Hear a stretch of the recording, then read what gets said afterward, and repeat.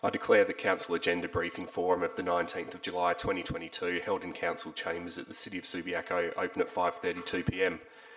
Welcome councillors and the media. On behalf of the City of Subiaco, I acknowledge the Whadjuk Noongar people as the traditional custodians of the area. We recognise their cultural connection to the land and waterways of Subiaco and their continuing contribution to our city. Please note that this meeting is being live streamed and recorded. By being present at this meeting, you consent to the possibility that your image and voice may be live streamed to the public. Tonight we're still in hybrid and we've got a combination of in-person and electronic attendances. It looks like all councillors except for Councillor Burns are present, and I'm not sure that we've got an apology from Councillor Burns, so we'll mark him as absent. I'll hand over to the CEO to advise of the staff who are joining us this evening. Thank you, Mr. Mayor. Just like to acknowledge that within present for this meeting, we have Gabby Wolfe, David Bentley and Fleur Coulgis. And then also staff attending via Zoom are Anthony Astoni, Bianca Jones, Scott Hawkins, Alex Petrovski and James Hambley. Thanks, CEO. Councillor Powell's on a leave of absence, but we're privileged to have him along in any case. And Councillor Kosovic, I understand you're about to go on leave, but you're not technically on leave as yet. Okay, disclosure of interest. Councillor Stroud, I understand you've got one.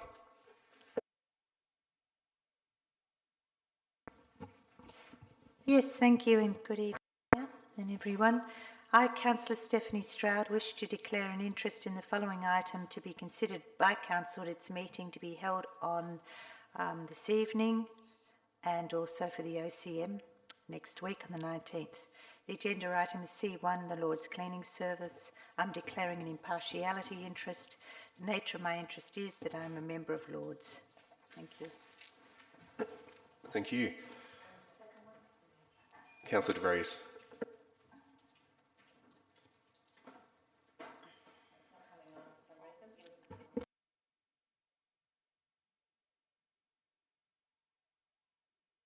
There we go. I, Rosemary De Vries, wish to declare an interest in the following item to be considered by Council at its meeting to be held on the 12th of the 7th, 22nd. The type of interest I wish to declare is impartiality pursuant to Clause 22 of the Code of Conduct. The nature of my interest is I am a member of Lords. You must be a new member. The rest of us need to work out more. Okay, there's no approved deputations. Announcements by the presiding member. Well, councillors, I note there's 3 items on the agenda for this evening and possibly a confidential item, but it should be a quick briefing, which is good because Councillor White and I have an early start tomorrow. We've got the city's second business engagement forum. We've got about 16 attendees from the local business community who'll be joining us here in Council Chambers to receive an update from the city and to hopefully share some information with us. So let's keep it short and snappy so that Councillor White and I can get a good night's rest.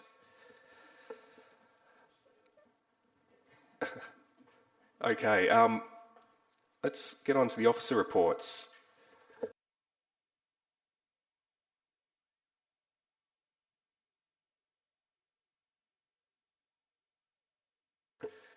Councillors, just a correction. I'd flagged that there may be a confidential item, but that's a leasing matter which will be the subject of a future OCM.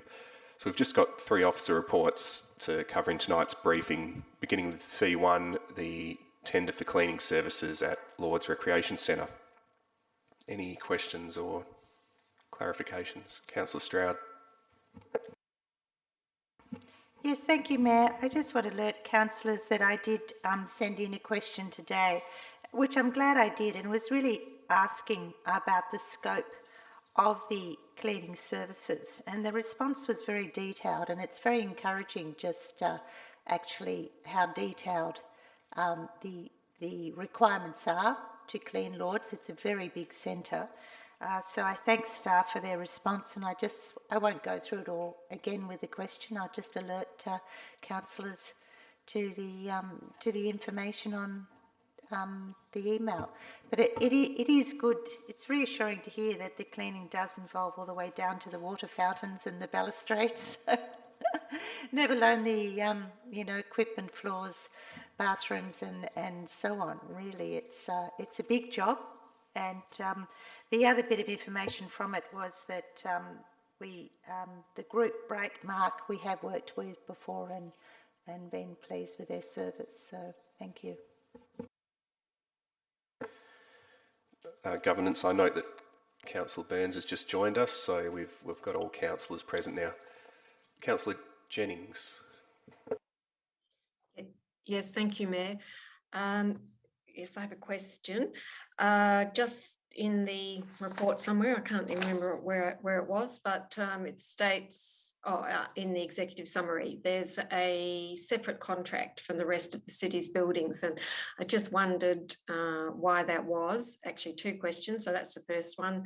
And the second one is this contract for a period of 3 years. How does, sorry, I haven't checked our or information about, anything to do with, our investigations over Lords and our indoor recreation facilities and provision. But 3 years, that fits in within that possible time frame? I presume it does, that staff have thought of that, but I just wanted to double check that. Thank you.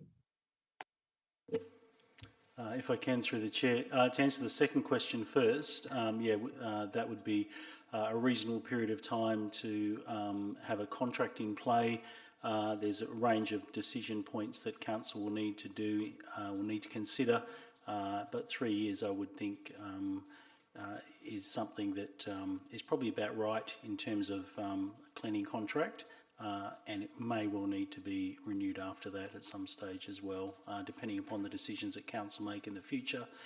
In terms of why it's different, I imagine the scope's different, but Scott Hawkins may well be able to provide some, that was a name from the past, may be able to provide some insight into how the various scopes of different cleaning contracts were considered and why this one's separate. Through you, Mayor McMullen. I think I'm probably the only person, Colin, that would recognise that name. The other facilities are much more standard in terms of the cleaning arrangements that we do. So we do all the community centres and the administration centre and the administration centre on Bishop Street, all under one contract or tender that we put out. We do Lords specifically under a separate tender because of the nature and the difference requirements in terms of cleanings of courts, the change rooms, all sorts of things.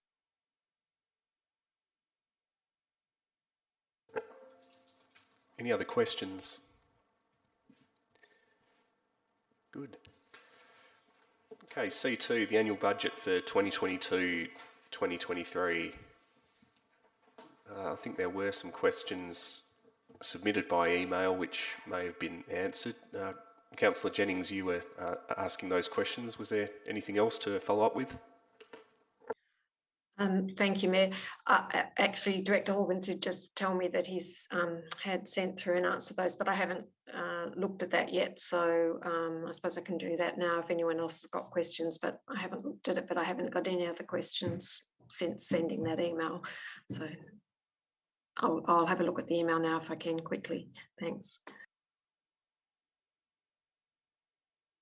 Councillor White. I can help fill in the time. Mine is simply a question of clarification on I don't quite understand it. On page 10 under Parks and Reserves, it says in the past assets been renewed in a worst case condition being renewed first. This method of renewal left a legacy of park and open spaces with undesirable mix of old and new assets. To provide consistent level of service and amenity and future renewal will be planned and delivered. I'm just not too sure what the old practice was and how that new practice is going to change it. If I could get clarification on that, please. Acting Director, Technical Services. Thank you, and through you, Chair. So I guess probably the simplest way to put that is now that we have a recreation asset management plan that outlines the broad principles as far as our asset renewal that pertains to all assets for our parks. So what that basically means is obviously there's been a process as far as trying to renew as you've outlined, and now it's been updated in accordance with new, I guess, the new asset management strategy that we have in place for that. Yes, I could probably go into a bit more detail in the specific areas that you're interested in, the particular assets that you're interested in. I think probably if I can answer, I suspect the answer to that question is we look at a whole park and there may be a mix of ageing assets within that, but they will determine when's the best appropriate time and replace all of those. So some might be a bit newer, but they will do it by precinct rather than just standard asset condition and just replace, that bouncy thing and look at the park in total. That's how I understand it, James. That's correct. Yeah, really consolidating those assets for each park. Thanks. I think that I understand that. So there's a plan for each park or area, and it's based upon what that plan says, and that's how you've budgeted. Okay. Correct. I'll take the opportunity to ask a question. I'm just wondering why the actuals for 2021, 2022 are still estimated actuals. Is that just because the budget was prepared prior to 30 June, or what's going on there?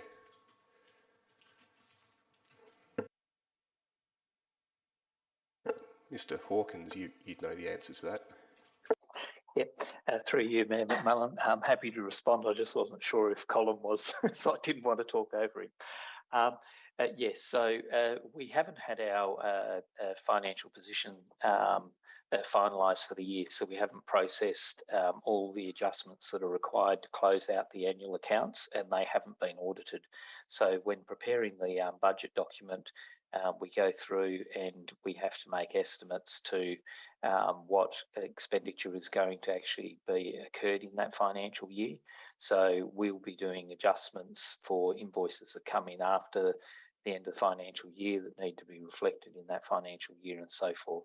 So those accounts haven't been closed out yet. So when we prepare the budget, we have to do it via estimates, and the annual accounts are normally prepared and closed off, I think, towards the end of August. And then they go through the audit, and the audit is normally completed and presented to the audit committee by November. Councillor Jennings. Thank you, Mayor, and through you, this is just a question. It's just I'm being obtuse and just can't understand something that's probably fairly simple. So sorry if that's the case. In the officer recommendation, item 5, it says there's an interest charge on unpaid rates of 7% per annum, calculated daily, and then it says and it's also on the outstanding balance of instalments paid after the due date for payment. That sounds like there's two lots of charges being levied. How am I interpreting that incorrectly? Could you just explain what that means, that there is or there isn't two lots of interest or charges being levied seemingly on the same amount? Director Corporate Services. Through you, Mayor McMullen. I think I understand the question. Sorry, I was just trying to follow it. So one is when we levy the rates, if no one makes any payment at all, the 7% applies. If someone goes on to instalments and is paying by instalments but then defaults, that might be what you're referring to. I was just trying to find the text. It's bullet point number 5.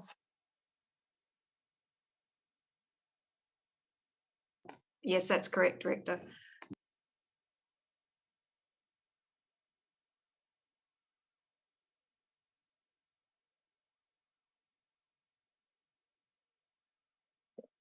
So, yes, I hope that explanation made sense. Any other questions about next year's budget? Councillor Hammersley.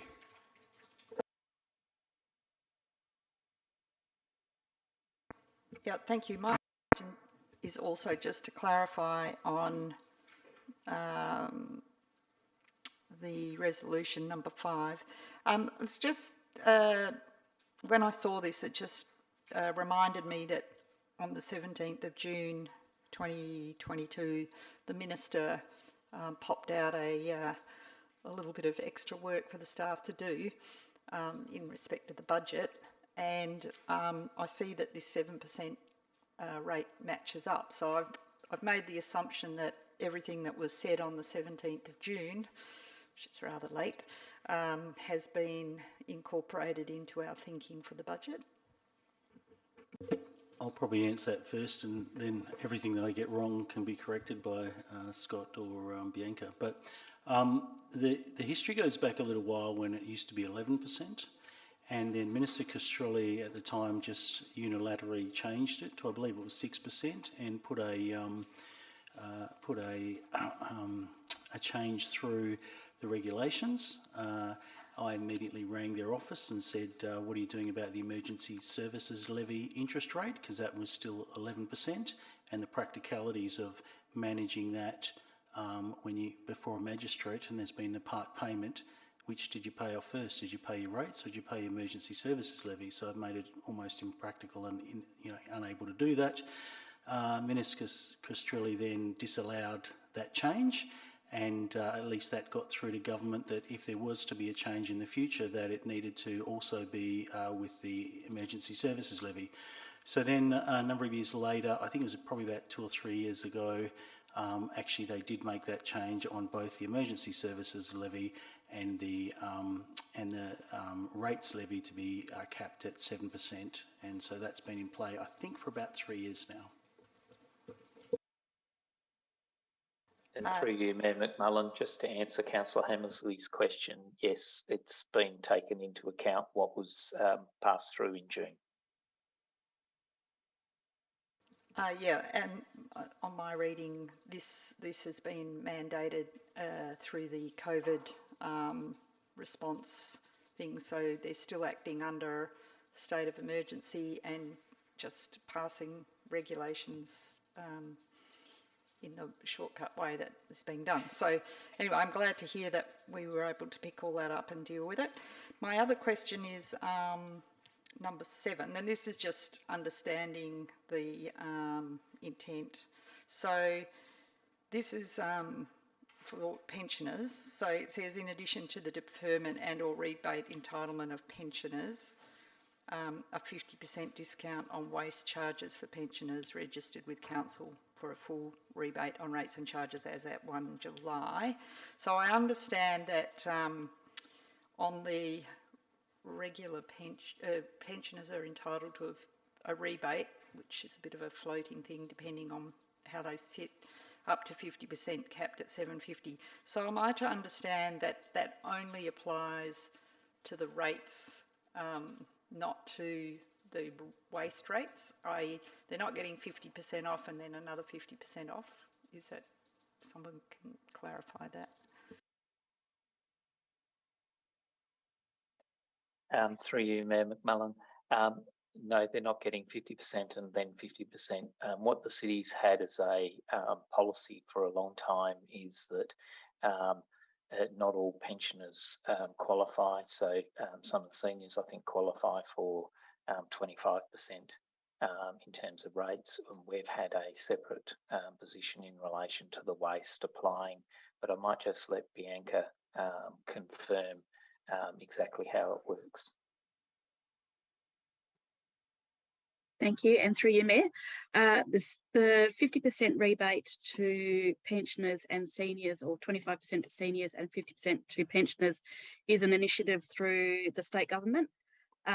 It doesn't apply to waste, it only applies to rates. The 50% that the city offers is separate to that, and as Director Hawkins said, it's an initiative through the city that has been in place for some time, and so it is separate and it's not a double up. Yeah, this is just my own ignorance, but does the state reimburse the city for the discount that we give on the part that we're statutorily required to give? It's just out of interest. I can answer that through you, Mayor, thank you. The city administers that program on behalf of the state government. So the discount is provided to the ratepayer and then the city has to recoup it from the state government.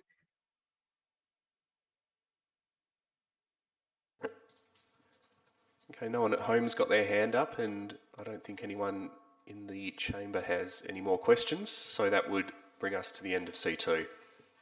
Right, Councillor Burns, you got in just in time. Let's hear from you.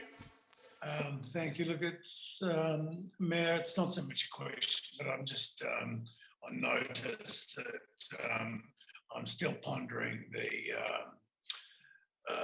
budgeted staff amounts, and I will be addressing it next Tuesday.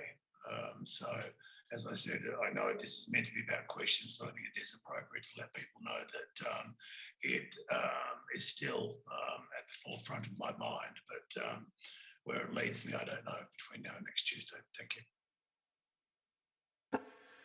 Okay, well, I think that brings us to the end of C2. So the final item, councillors, is C3, and it relates to the financial statements and reports for the month ending 30 May 2022. Any questions or comments? Just questions.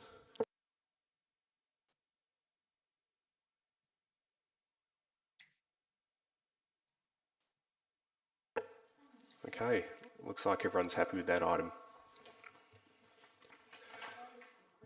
You took it literally. Well, there's no confidential items, and that brings us to the end of the agenda. So I declare the City of Subiaco Council Agenda Briefing Forum of the 19th of July 2022 closed at 5:54 p.m. Thanks, everyone.